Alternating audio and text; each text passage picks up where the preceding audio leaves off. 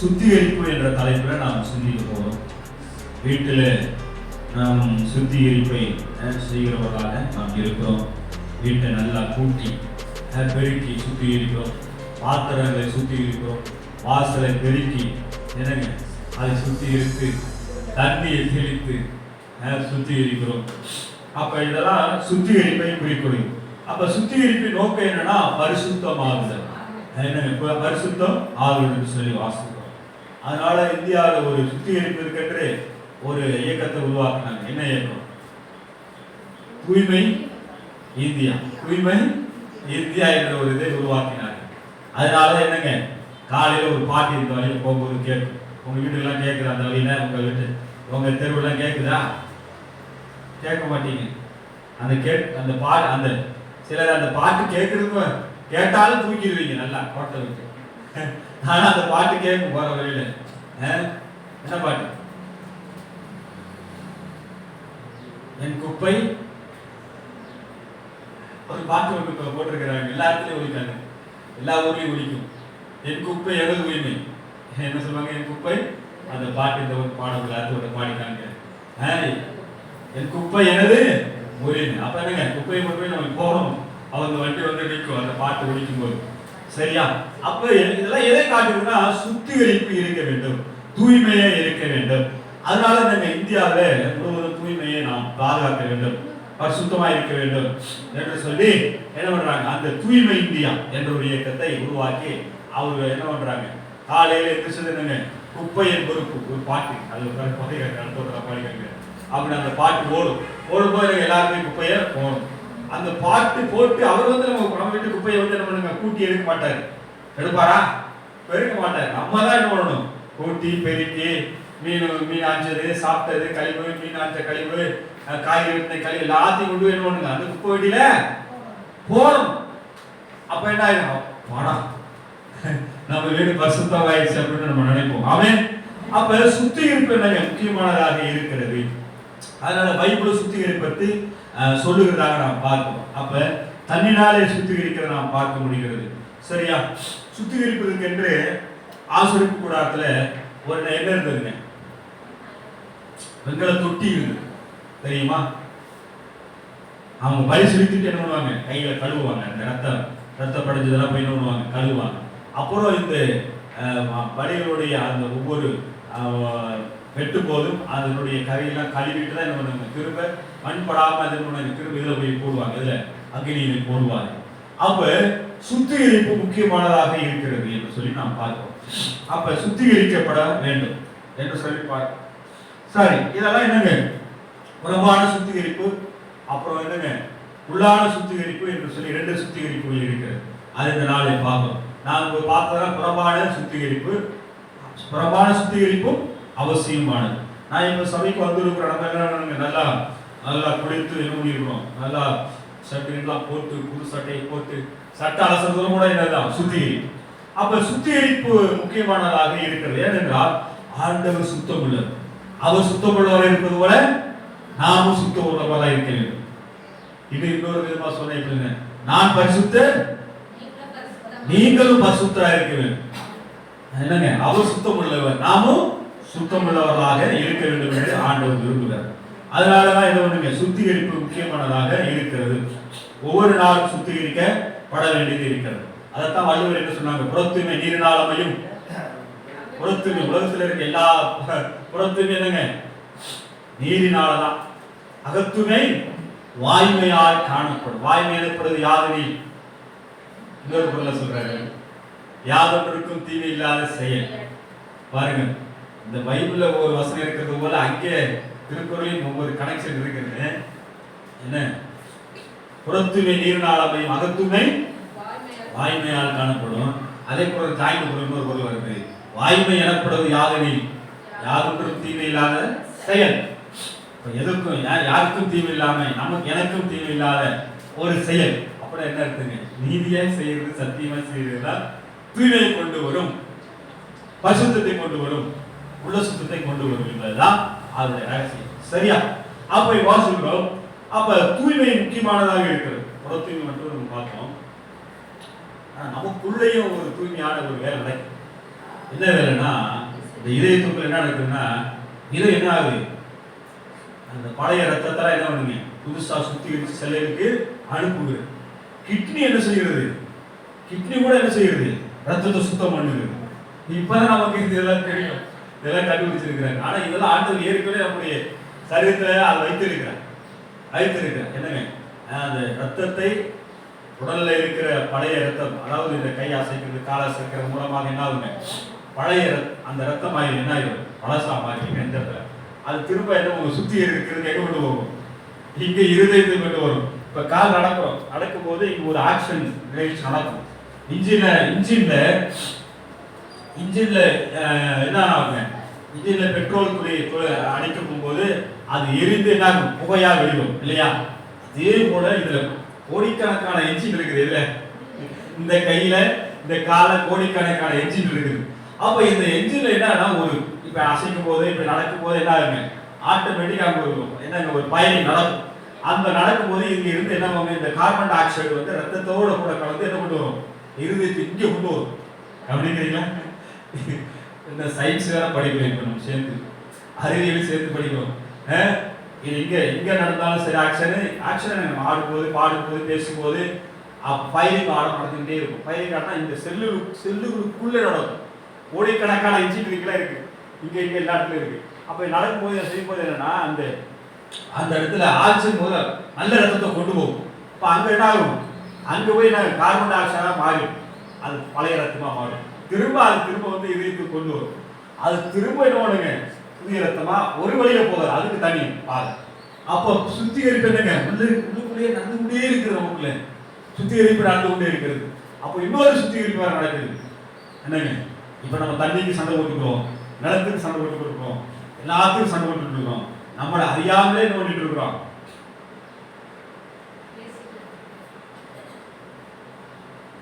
இந்த காற்றுல நாம ஓட்டு என்ன பண்ணிருக்க, இழுத்துக்கிட்டு இருக்கிறோம். காற்றால போது ஆட்டோமேட்டிக் என்ன பண்ணிட்டு இருக்கிறோம், பிறந்த நாள் முதல் என்ன பண்ணிட்டு இருக்கோம், இந்த காற்றுல ஓரை போட்டு தான் தண்ணி எடுப்பாங்க. எப்படிங்கிறீங்களா, ஓரை போட்டு தண்ணி எடுத்து நமக்கு எல்லாம் சப்ளை பண்ணுவாங்க. இல்ல நீங்க உங்க வீட்டுல போரை போட்டு தண்ணி எடுத்துக்கிறீங்க, இல்ல ஆத்துல தண்ணி வர நம்ம பாய்ச்சிக்குவோம் இல்லையா. ஆனால் இந்த காற்றை என்ன பண்ணிட்டு இருக்கிறோம், மாட்டி எடுத்துட்டு இருக்கோம். இந்த காற்று வந்து ஒரு கடலை விட பெரிய ஒரு அது. அப்ப அதுல என்ன பண்ணிருக்கோம், ஆட்டோமேட்டிக்கா நம்ம காத்து எடுத்துக்கிறோம், உள்ள போயிட்டே இருக்கும். உள்ள போயிட்டு என்னாங்க, நல்ல காத்து உள்ள போயிட்டு என்ன ஆகுது, கெட்ட காத்தா வெளியாகிட்டே இருக்குது. அப்ப அங்க ஒரு சுத்திகரிப்பு நடந்துகிட்டு இருக்கிறது. நுரையீரல் நோய் என்ன பண்ணுங்க, ஆக்சிஜன் பாருங்க, ஆக்சிஜன் உள்ள எடுத்துட்டு கார்பன் டை ஆக்சைடு எங்க உருவாச்சு, நம்ம உடம்புல உருவான கார்பன் டை ஆக்சைடு திரும்ப வெளியே வரும், ஆக்சிஜன் உள்ள போகுது. அப்ப இதெல்லாம் என்ன நடக்குது சொன்னா, ஒரு சுத்திகரிப்பு கண்டினியூவா நடந்து கொண்டே இருக்கிறதுன்னு சொல்லி நாம் பார்க்கிறோம். அது மட்டுமல்ல, செல்லுகளை புதிதாக ஆண்டவர் என்ன பண்ணுவாரு, அது மாறி அதாவது உருவாகிட்டே இருக்கிறதாக நம் சரீரத்தை படைத்திருக்கிறார். அப்ப இப்படிப்பட்ட ஒரு இதை நம்முடைய சரீரத்திலும் வெளியிலும் நாம் பார்க்கிறோம். அதனால இப்ப பார்க்கும் பொழுது சுத்திகரிப்பு மிகவும் அவசியமானது, மிகவும் எனக்கு முக்கியமானது என்று சொல்லி நாம் பார்க்கிறோம். அப்ப சுத்திகரிப்பு இல்லை என்றால் உலகம் உடம்பு முழுவதுமே சுத்திகரிப்பு வச்சுதான் வச்சிருக்கு. எனக்கு இந்த முடி வைக்கிறது கூட சுத்திகரிக்கலாம். அப்புறம் யூரின் சுத்திகரிப்பு தான், ஆய்வு போறது கூட எனக்கு சுத்திகரிக்கலாம். ஆய்வு போகாம ஒருத்தர் இருந்தாங்க, என்னாச்சு நேரம் டாக்டர் தான் கொண்டு போவோம். யூரின் போகாம ஒருத்தர் தான் என்ன பண்ண, நேரம் டாக்டர் தான் கொண்டு போவோம். அப்ப இதெல்லாம் கழிவுலாம் வெளியாகும். அல்லேலூயா, நம்ம நல்லதா பார்த்து நம்ம சாப்பிடுவோம், ஆனா அது கழிவா வெளியாகும். அப்ப சுத்திகரிப்பு முக்கியமானது, சுத்திகரிப்பு முக்கியமானதாக இருக்கிறது சொல்லி நாம் பார்க்கிறோம். சரியா? லேவியராகமம் 16:30 வாசிங்க. லேவியராகமம் 16:30.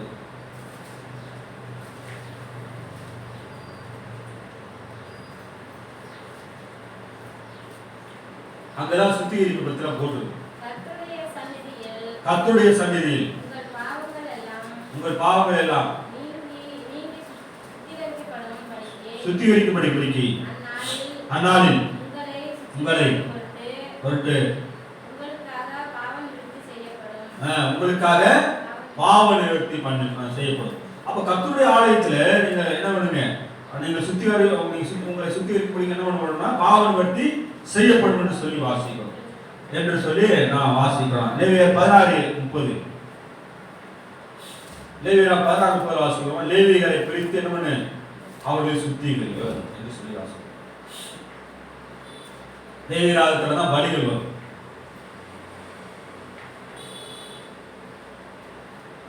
லேவியராகமம் 16ஆம் அதிகாரம் 30வது வசனம்.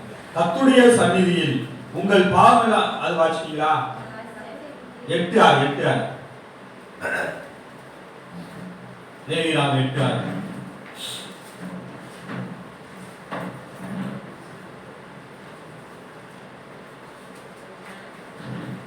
முதல்ல ஆசாரியர் சுத்திகரிக்கப்பட வேண்டும், அப்புறம் சகல ஜனங்களும் சுத்திகரிக்கப்படும்.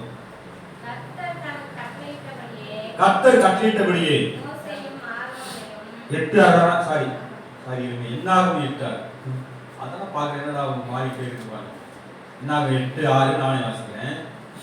நீ இஸ்ரவேல் சந்ததியாரின் லேவியரை பிரித்தெடுத்து அவர்களை சுத்திகரிப்பாயாக. அல்லேலூயா.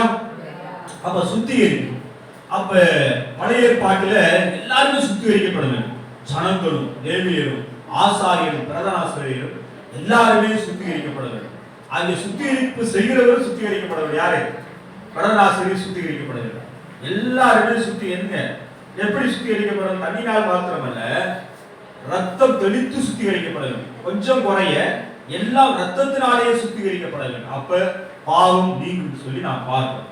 எபிரேயர் 9:22 வாசிக்கிறோம். கொஞ்சம் குறை எல்லாம் ரத்தத்தினாலேயே சுத்திகரிக்கப்படும். கர்த்தாவே தேவர்களில் வானத்திலும் பூமியிலும் உமக்கொப்பானவர் யார்? கர்த்தாவே தேவர்களில் உமக்கொப்பானவர் யார்? வானத்திலும் பூமியிலும் உமக்கொப்பானவர் யார்? சுத்திகரிப்பு குறித்து இன்னும் விவரமான பார்க்கணும்னா எஸ்தர் புஸ்தகத்தை எடுத்துங்க. எஸ்தர் 2:12. எஸ்தர் புஸ்தகம், எஸ்ராவுக்கு அடுத்து நினைக்கிறேன் பாருங்க. எஸ்ரா, நெகேமியா, அடுத்த யோபுக்கு முன்னாடி எஸ்தர் 2ஆம் அதிகாரம் 12ஆம் வசனம். எஸ்தர் 2:12. ஒவ்வொரு பெண்ணும் 6 மாதம் வெள்ளம் போல தைலத்தினாலும் 6 மாதம் சுகந்த வர்க்கத்தினாலும் ஸ்திரீகளுக்குள்ள மற்ற சுத்திகரிப்பினாலும் ஜோடிக்கப்படுகிற நாட்கள் நிறைவேறி இவ்விதமாய் ஸ்திரீகளின் முறைமைப்படி 12 மாதமாக செய்யப்பட்டு தீர்ந்த பின்பு ராஜாவாகிய அகஸ்தியரிடத்தில் பிரவேசிக்க அவருடைய முறைமை வருகிற போது என்று ஒரு வசனத்தை இந்த நாளை வாசிக்கிறோம். பாத்தீங்களா? அப்ப நாம இங்க பிரபலமான எல்லா சுத்திகரி பார்த்தோம். ஆனா ராஜாவுக்கு ராணியாக செலக்ட் ஆக போகிற ஒரு பெண் பாருங்க, 6 மாதம் வெள்ளை போல தைலத்தினாலும் 6 மாதம் சுகந்த வர்க்கத்தினாலும் அவர்கள் சுத்திகரிக்கப்பட்ட பிறகு அதுக்கப்புறம் தான் என்ன பண்ணுங்க, ராஜா செலக்ட் பண்ணுவாங்க. இது யார் நல்ல பெண், யார் ராணியா வர்றது, யார் ராணியா வர முடியும் அப்படின்ட்டு ஒரு செலக்ட் நடக்கும். இப்ப உலகத்துல என்ன பண்ணுங்க, டிஎன்பிசி மற்ற எல்லாத்து மூலமாக என்னங்க தேர்வு எழுதிதான் நம்ம செலக்ட் பண்றாங்க. இப்ப எல்லாமே தேர்வு தான், எல்லாமே தேர்வு தான். அந்த உலக அழகி போட்டில என்னங்க, உலக அழகி போட்டில இந்த இதை வச்சுதான் எடுத்திருப்பாங்கன்னு நினைக்கிறேன். இந்த இந்த எஸ்தர் புஸ்தகத்தை வச்சுதான் எடுத்திருப்பாங்கன்னு நினைக்கிறேன்.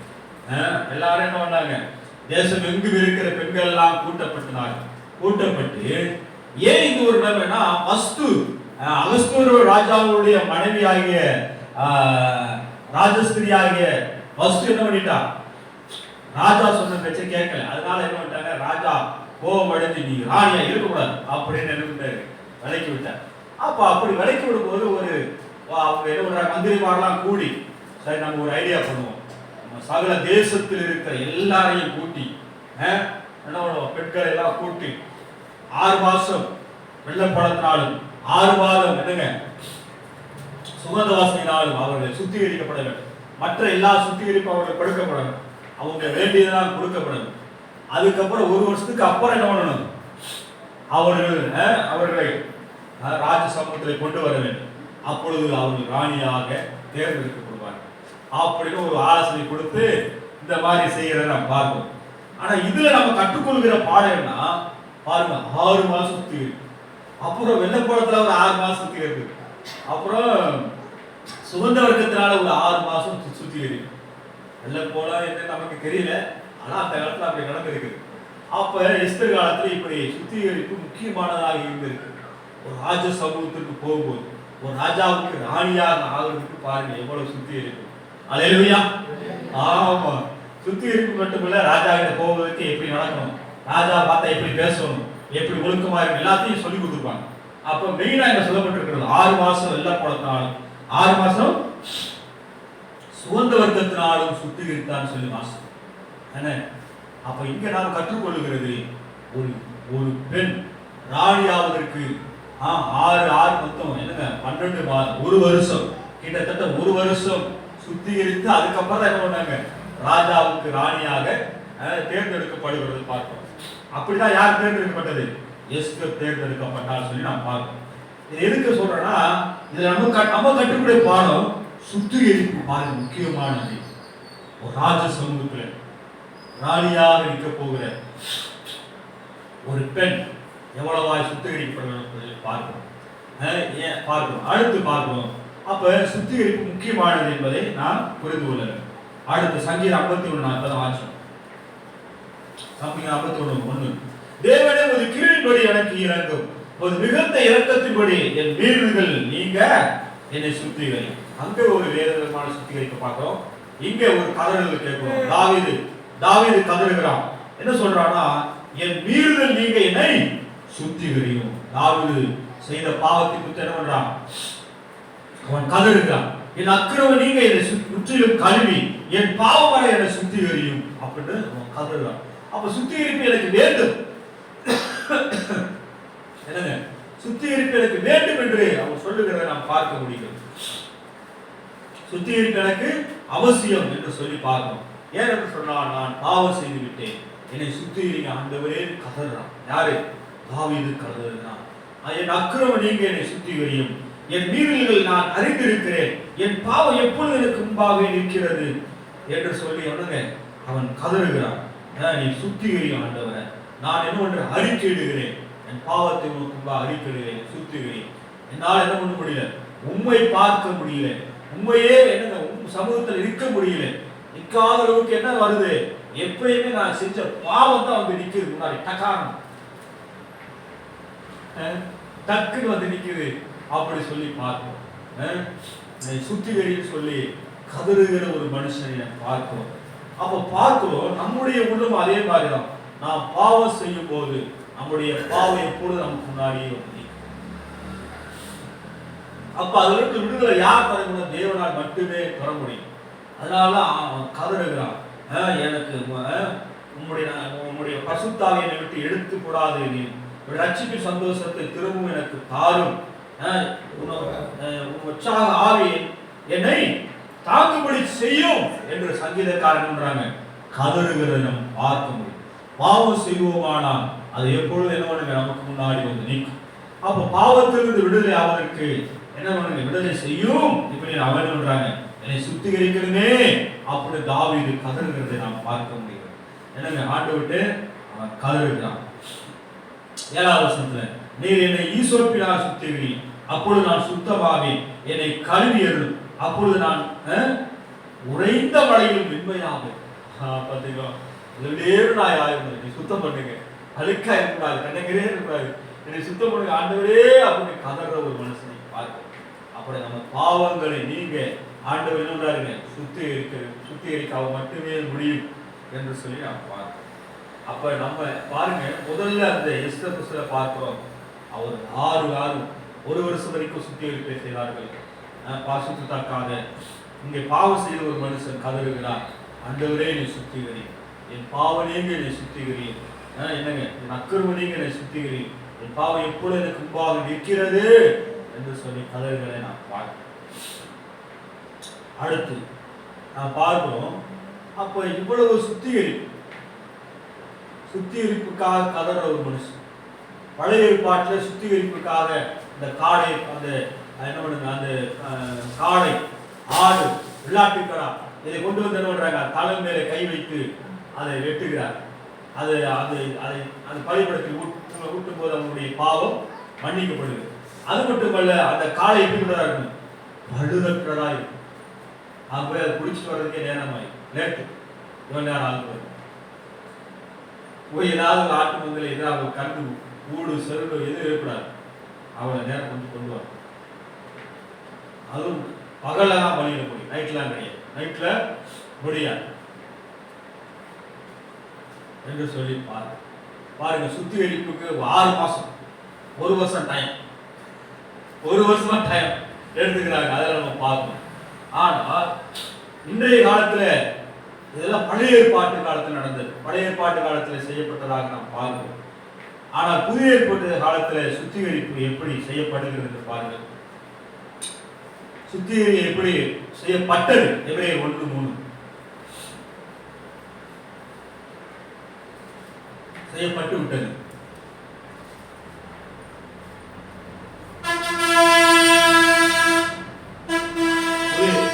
புதிய ஏற்பாட்டு புதிய உடன்படிக்கை காலத்தில் இருக்கிற நமக்கு என்னங்க, எப்படி நாம் சுத்திகரிக்கப்படுகிறோம்? பழைய உடன்படிக்கை காலம், மோசேயின் காலத்துல, ஆதி காலத்துல, ஆபிரகாம் காலத்துல, ஈசாக்கின் காலத்துல எதுதான் பலிதான், சர்வாங்க பலிதான், சுத்திகரிப்பு இருக்கு. ஆனால் புதிய ஏற்பாட்டு காலத்துல என்ன வாசிக்கிறோம்? வாசிங்க எபிரேயர் 1:3.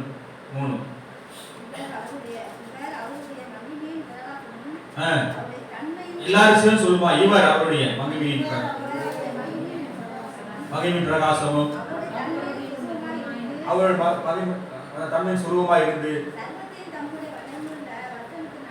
சர்வத்தையும் தம்முடைய வல்லமுள்ள வசனத்தினாலே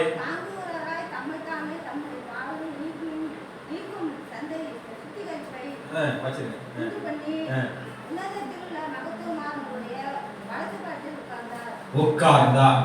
இப்ப எல்லாரும் வாசிப்போம். இவர் அவருடைய மகிமையும் பிரகாசமும் அவருடைய தம்மையின் சுரூபமாயிருந்து சர்வத்தையும் தம்முடைய வல்லமையுள்ள வசனத்தினாலே தாங்குவராகி தம்மாலே தாமே நம்முடைய பாவங்களை நீக்கும் சுத்திகரிப்பை உண்டு பண்ணி உன்னதத்தில் உள்ள மகத்துவமானவருடைய வலது வாரசத்தில் உட்கார்ந்தார். யார் அவர்? யார் அது?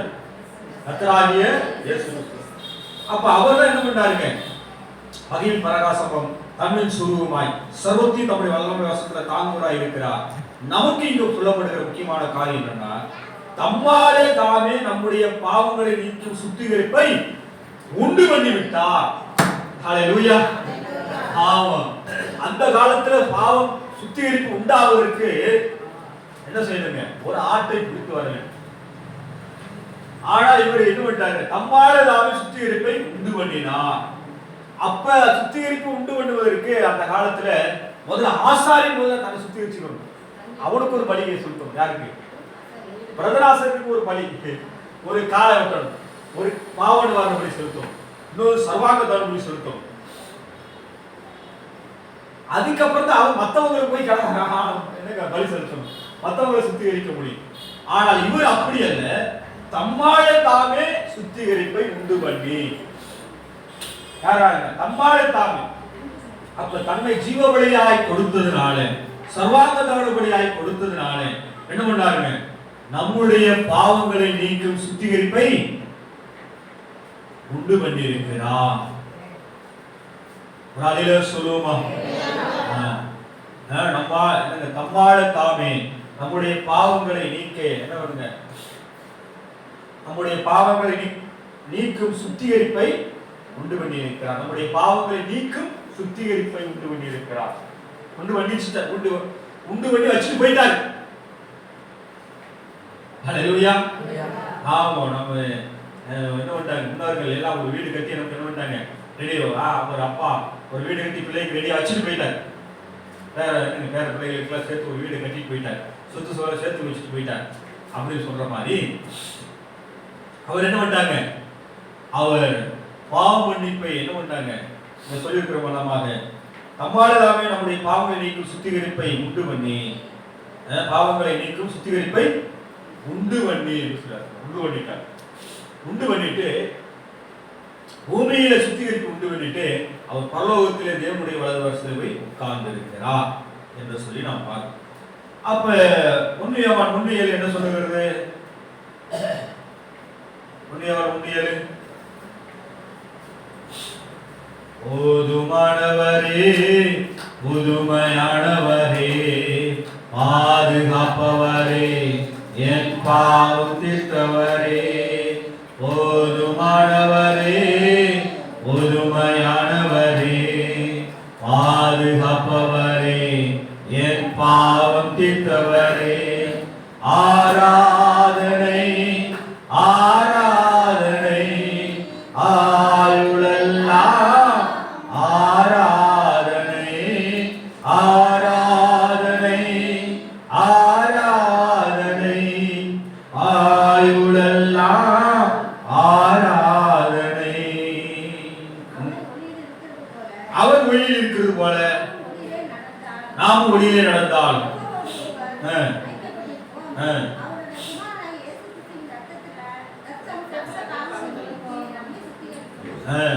அவர் ஒளியில இருக்கிறது போல நாம ஒளியில நடந்தா என்ன பண்ணுவாங்க, ஒருவரோடு ஒருவர் ஐக்கியப்பட்டிருப்போம். எல்லாரும் சொல்லுவோமா, அவருடைய குமாரனாகிய இயேசு கிறிஸ்துவின் ரத்தம் சகல பாவங்களையும் நீக்கி நம்மை சுத்திகரிக்கும்.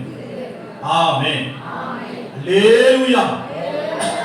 ஏன்னா முன்னாடி இந்த கெடா ரத்தம், இந்த ஆட்டு ரத்தம், கோழி ரத்தம் என்னங்க சுத்திகரிக்கும். இப்ப யாரோட ரத்தம் நம்ம சுத்திகரிக்கிறது? நம்மளோட எல்லா பாவங்களும் நீக்கி என்ன, சகல பாவங்கள் நீக்கி என்ன இருக்கு, சுத்திகரிக்கிறது. சுத்திகரிக்கிற வேலை செய்து கொண்டே இருக்கிறது. இயேசு கிறிஸ்து ரத்தம் இந்த பூமியில சித்தப்பட்டதுனால என்னாங்க சுத்திகரிக்கிறது என்று சொல்லி நான் பார்க்கிறேன். நம்மளை சுத்திகரித்தது ஆவியிலே, ஆத்மாவோட அனுதினமும் சுத்திகரிக்கப்படுகிறோம். முதல்ல இயேசு ஏற்றுக்கொள்ளப்படும் போது ஆவியிலே சுத்திகரிக்கப்படுகிறோம், ஆத்மாவோட அனுதினமும் நான் சுத்திகரிக்கப்படுகிறது. வாசிக்கிற பாருங்க, நமக்கு பாவம் இல்லை என்று சொன்னால் நம்மை நாம வஞ்சிக்கிறவராக இருப்போம், சத்தியம் நமக்குள்ளே இராது. நான் பாவமே செய்யலாம் சொன்ன நம்ம நாமே வஞ்சிக்கிறவராக இருப்போம். நம்முடைய பாவங்களை நாம் அறிக்கையிட்டு பாவங்களை நமக்கு மன்னித்து எல்லா அநியாயத்தை நீக்கி நம்மை சுத்திகரிப்பதற்காக உண்மையும் நீதி உள்ளவராய் இருக்கிறார். அல்லேலூயா. அப்ப நம்முடைய பாவங்களை நாம் அறிக்கையிட்டால் அவர் என்ன பண்றாருங்க, நம்முடைய பாவங்களை அறிக்கையிட்டால் என்ன பண்றாரு, பாவங்களை நமக்கு மன்னித்து எல்லா அநியாயத்தையும் நீக்கி நம்மை சுத்திகரிப்பதற்கு அவர் உண்மையும் நீதி உள்ளவராய் இருக்கிறார். அல்லேலூயா.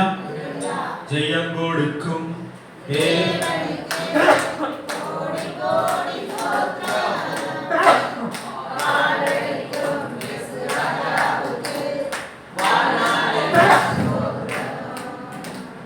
ஜெயம் கொடுக்கும் சத்தமா பாடுங்க.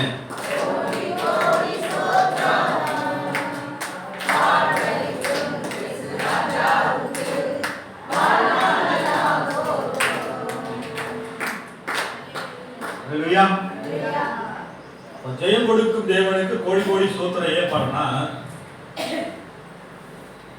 எஸ்தரு காலத்துல 6-6-12 வருஷம் சுத்திகரிக்கணும். அப்பதான் ராஜா என்ன பண்ணுவாரு, பரிசுத்தம்னு ஒத்துக்குவாரு. பழைய ஏற்பாட்டு காலத்துல இந்த ஆசாரியத்தை போய் நம்ம தேடி குடிச்சு ஒரு பழுதற்ற காளையோ ஒரு கன்றுக்குட்டியோ ஒரு ஆடையோ கொண்டு வந்து வழியிட்டு அங்க ரத்தம் சிந்தி அதுல என்னங்க அது சிந்தா விட்டு சர்வாங்க பகுதியை செலுத்தும் போது அதுக்கு அப்புறம் தான் பாவமே மன்னிக்கப்படும். எவ்வளவு வேலை பாருங்க, எவ்வளவு வேலை.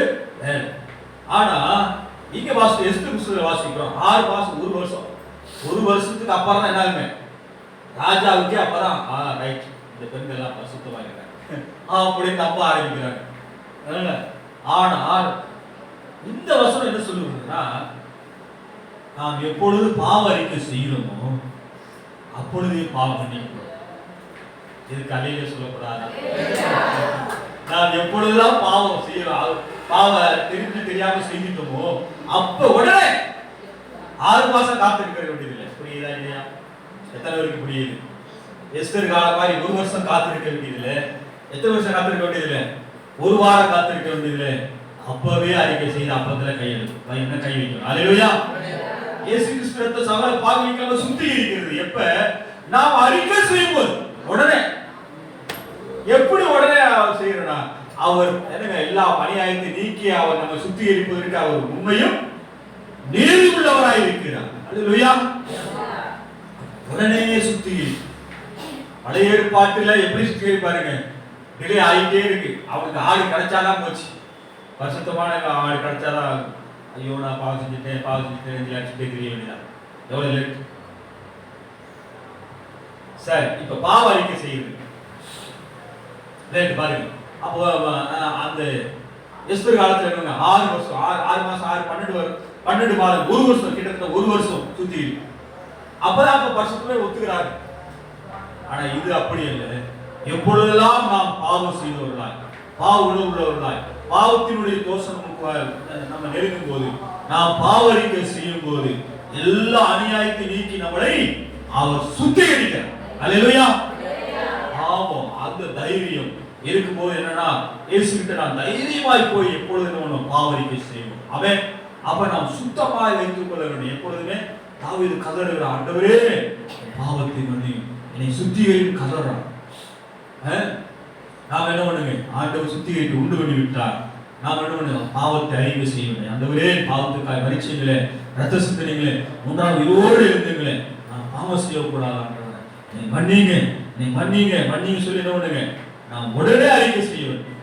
சரி, பாவ அறிக்கை செய்யறதுக்கு நல்ல நேரம் பார்க்கணுமா? கெட்ட நேரம் பார்க்கணுமா? எந்த நேரமும் பார்க்க முடியாது. பகல் இரவு நேரம் இருக்கா? ஞாயிற்றுக்கிழமை தான் பாவ அறிக்கை செய்யுமா? எல்லா நேரத்திலும் எப்ப வேணாலும் நீங்க பாவ அறிக்கை செய்யலாம். அதனாலதான் சொன்னேன், ஆசாரியின் வேலை எப்ப நடக்கும்? பகல்லதான் ஆட்டை கொண்டு போறாங்க. பகல்லதான் வந்து மாட்டை கொண்டு மறியணும். அப்பதான் பாவம் மன்னிக்க போகணும். எஸ்தர் காலத்துல 1 வருஷம் அப்பதான் பரிசுத்தம் வருது அவங்க நம்புறாங்க. ஆனால் நாம் எப்பொழுதும் என்னங்க இப்பொழுதெல்லாம் தேவ சமூகத்தில் பாவ செயல்படுமோ நாம் சுத்திகரிச்சுக்கிட்டே இருக்கிறோம். நம்ம சுத்தமா நம்ம வச்சு பார்க்கிறோம். நாம் சுத்தமா உள்ளவர்களாக மாறிக்கொண்டே இருக்கிறோம். நாம் பரிசுத்தம் ஆகிட்டே இருக்கிறோம் என்பதை நம்ம என்ன பண்ணுங்க?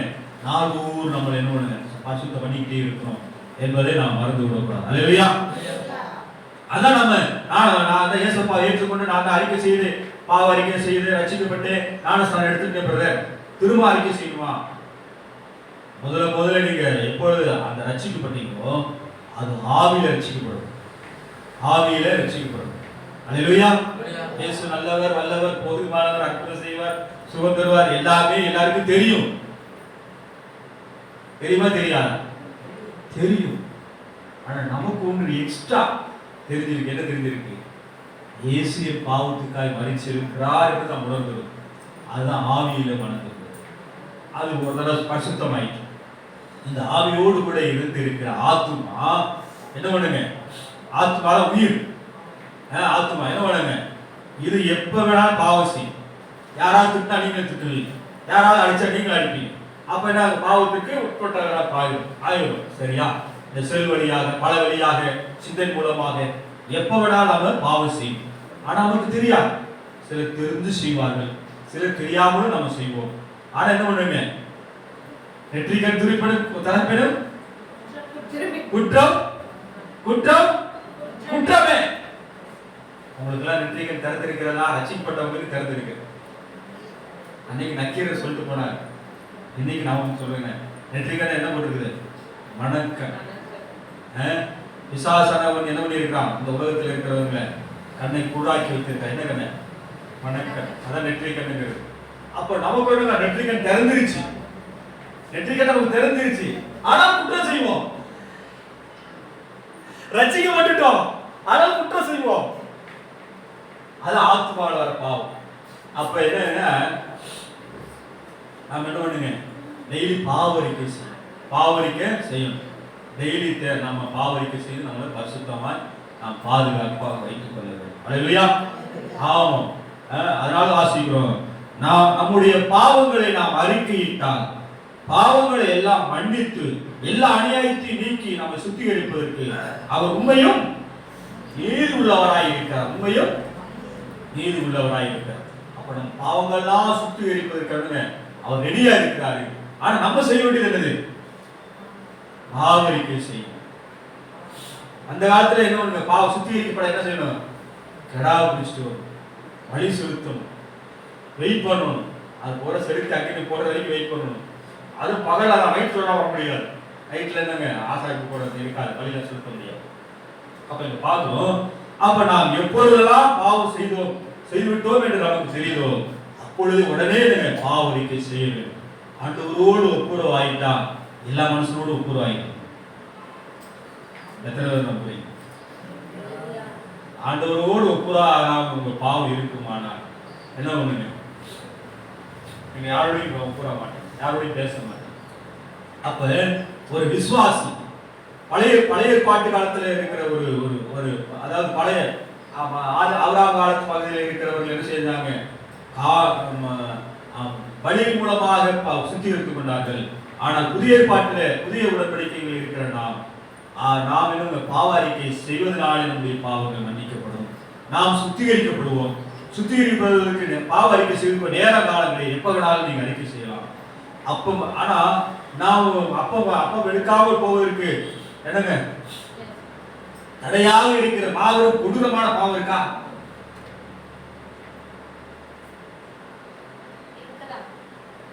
இல்லவே. ஏன்னா அவரே என்ன கொலை செய்யப்பட்டதா என்னங்க பலியாக. அல்லேலூயா. ஆமாம். ஆடுகள் ஆட்டை தானப்பா கொண்டாங்க பாவத்துக்காக. சரி அதெல்லாம் ஒண்ணுலப்பா அப்படின்னு நம்ம நினைக்கிறோம். நீங்கள் அப்பம் எடுக்காத அளவுக்கு ஒரு மனுஷன் அப்பம் எடுக்காதவனுக்கு தடையா எதுங்க இருக்கு? எந்த பாவமும் இல்லை. அவரே நாங்க நரபலியா ஜீவபலியா ஒரு பாவமும் இல்லை. அப்ப எந்த பாவம் தடையில்லாத போது நாம் என்ன தைரியமா பாவரிக்கை செய்துவிட்டு நாம் என்ன பங்கு வேண்டும். அல்லேலூயா. அதனால அதுல நாம் தெளிவாக இருக்க வேண்டும், அதுல நாம் எச்சரிக்கையாக இருக்க வேண்டும். ஐயோ நான் பாவம் செஞ்சுட்டேன், ஐயோ நான் பாவம் செஞ்சுட்டேன், நான் இந்த அப்பத்தை எடுக்கூடாது, ஐயோ நான் பாவம் செஞ்சுட்டேன், நான் என்ன செய்வேன், ஐயோ நான் என்ன பண்ணுவேன் அப்படின்னு நம்ம என்ன பண்ணிக்க கூடாது, நம்மளையே போட்டு குறைக்க கூடாது. சத்தியத்தை தான் நம்ம கடையை பட முடியும். அல்லேலூயா. நாம் பாவம் செய்தால் பாவரிக்கை செய்ய வேண்டும். பாவரிக்கை செய்யும் போது ஆண்டவர் எல்லா அநியாயத்தையும் நீக்கி நம்மளை சுத்திகரிப்பதற்கு அவர் உண்மையும் நீதி உண்மை உள்ளவரா இருக்கிறார். அல்லேலூயா. அதனால நம்மளை நாம என்ன பண்ணுங்க, சுத்தமாக வைத்துக் கொள்ள வேண்டும், சுத்திகரித்துக் கொள்ள வேண்டும். சுத்தம் அறிக்கை நாம் இருதயத்தையும் சுத்தமாக வைத்துக் கொள்ள வேண்டும். புறத்துமை நீர்நாளமை அகத்துமை வாய்மையால் காணப்படும். அப்ப பாவரிக்கை கண்டிப்பா நீங்கள் செய்ய வேண்டும். எனக்கு நான் ஒரு நாள் கூட ஒரு பாவம் கூட செய்யல அப்படின்னு யாராவது இருக்கிறீங்களா?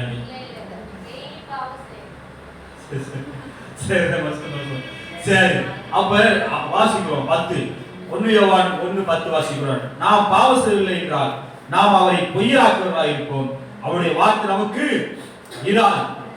அதனால நாம் புரிந்து கொள்ள வேண்டும், நானும் பாவிதான், என் மனைவி பாவிதான், என் பிள்ளையும் பாவிதான், என் பொண்ணும் பாவிதான், எங்க அப்பாவும் பாவிதான், எங்க அம்மாவும் பாவிதான், ஆசாரியன் பாவிதான், பலி சொல்லிட்டு வருவனும் பாவிதான், இயேசு கிறிஸ்து ஒருவரே பரிசுத்தமானவர். அல்லேலூயா. அப்ப அப்படி இருக்கும்போது நான் என்ன பண்ணணும்? நானும் மற்றவர்கள் பாவங்களை மன்னிக்க வேண்டும். அல்லேலூயா. மற்றவருடைய பாவங்களை நாம் மன்னிக்கிறவர்களாக இருக்க வேண்டும் சொல்லி நாம் பார்க்கிறோம். அதனால நம்ம சுத்திகரித்துக் கொள்ள வேண்டும். ஏன் பாவம் மட்டும் மன்னிச்சா போதுமா? நீங்க மற்றவங்க பாவத்தையும் மன்னிக்கணும், அதுவும் சுத்திகரிப்பு தான். அல்லேலூயா. சரியா? கடைசியா ஒரு வசனத்தை வாசிப்போம். 1 யோவான் 3:3.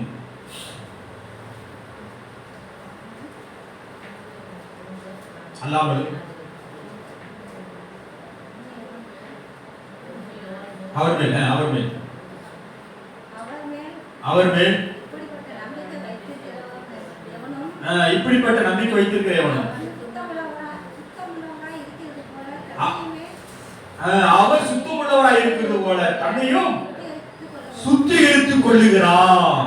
என்னங்க, தண்ணீரால சுத்திகரித்துக் கொள்வது மட்டுமல்ல, வீட்டை பெருக்கி வாசல் தெளிப்பது சுத்திகரித்துக் மட்டுமல்ல, பாத்திரத்தை கிளீன் பண்ணி வைப்பது சுத்திகரிக்குமல்ல, தன்னையும் சுத்திகரித்துக் கொள்ள வேண்டும்.